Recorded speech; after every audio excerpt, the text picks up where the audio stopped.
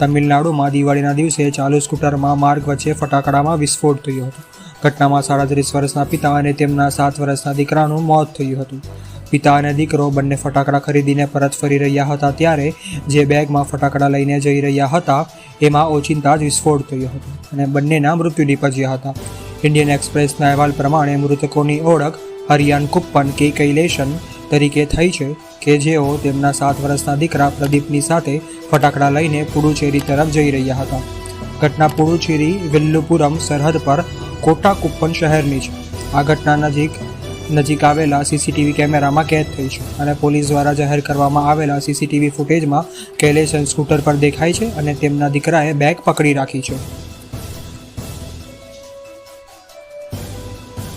પોલીસે કહ્યું કે કોટાકુપ્પન પાસે ફટાકડામાં વિસ્ફોટ થયો અને બંને સ્કૂટરથી 15-20 મીટર દૂર જઈ પડ્યા હતા.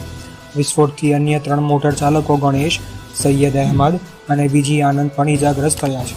આ તમામને પુડુચેરીની હોસ્પિટલમાં દાખલ કરવામાં આવ્યા છે. 3 વાહન પણ નુકસાનગ્રસ્ત થયા છે.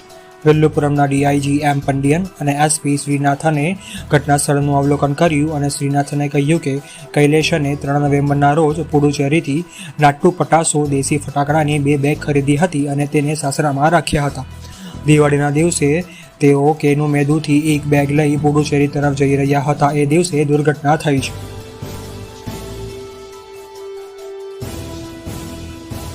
એવું પણ બની શકે કે ફટાકડામાં ગરમીને લીધે વિસ્ફોટ થયો છે. પોલીસે કુનીમેદુથી દેશી ફટાકડાની 1 બોરીને જપ્ત કરી છે અને ભારતીય દંડ સંહિતા તથા વિસ્ફોટક અધિનિયમની વિવિધ કલમો હેઠળ કેસ દાખલ કર્યા છે.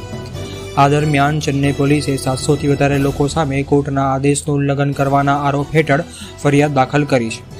કોર્ટે સવારે 6 થી 7 વાગ્યા તથા સાંજના 7 થી 8 વાગ્યા વચ્ચે ફટાકડા ફોડવાનો સમય નક્કી કર્યો હતો.